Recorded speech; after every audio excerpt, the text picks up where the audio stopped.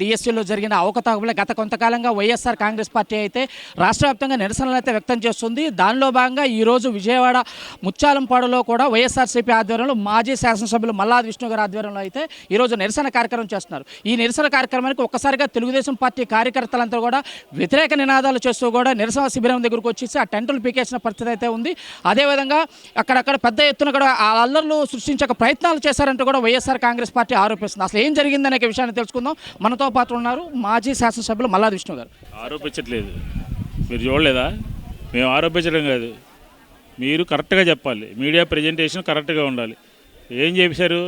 అనుమతి తీసుకుని టెంట్ వేసి నిరాహార దీక్ష చేస్తూ ఉంటే ఈరోజు పొద్దున్నే వచ్చి రౌడీజం చేసి గుండాయిజం చేసి కోడిగుడ్లు వేసి టెంట్ పీకేసి రౌడీజం చేశారు.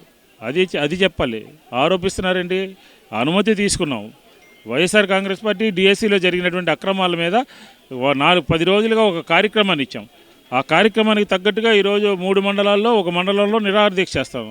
వచ్చి దౌర్జన్యం చేస్తారా? ఎవరిచ్చారు మీకు అధికారం? ప్రజాస్వామ్యంలో మాట్లాడేటటువంటి హక్కు లేదా? నిరాహార దీక్ష చేసేటటువంటి హక్కు లేదా? రాజీనామా డిమాండ్ చేసేటటువంటి హక్కు లేదా? కేంద్ర విద్యాశాఖ మంత్రి ఎందుకు రాజీనామా చేశాడు? ఎందుకు తలొగ్గాడు? అక్రమాలు జరిగాయి అని చెప్పని నిరాహార దీక్షలు చేస్తే ప్రశ్నిస్తే గొంతు నొక్కుతారా? దౌర్జన్యం చేస్తారా? రౌడీజం చేస్తారా? బోండావమ్మ మీద ప్రభుత్వం చర్యలు తీసుకోవాలి అని చెప్పని వైఎస్ఆర్ కాంగ్రెస్ పార్టీ డిమాండ్ చేస్తాం. ఇది కేవలం ఆరోపణలు కాదు. ఉదయం నుంచి కూడా తెలుగుదేశం పార్టీ నాయకులంతా కూడా కోడిగుడ్లతో విరుచుకుపడుతూ తెలుగుదేశం పార్టీ కార్యకర్తలంతా వైఎస్ఆర్ పార్టీ పైన తిరుగుబాటు చేసే ప్రయత్నం చేశారా? కానీ ఇదంతా కూడా వాస్తవంగా జరిగింది. బోండావమ్మపై చర్యలు తీసుకునేదాకా మేమైతే ఎట్టి పరిస్థితుల్లో ఉపేక్షించలేదు అంటూ కూడా మల్లాది విష్ణు చెప్తున్న పరిస్థితి కనిపిస్తుంది. ఇది తాజా పరిస్థితి విజయవాడ ధర్నా చౌక్ నుంచి.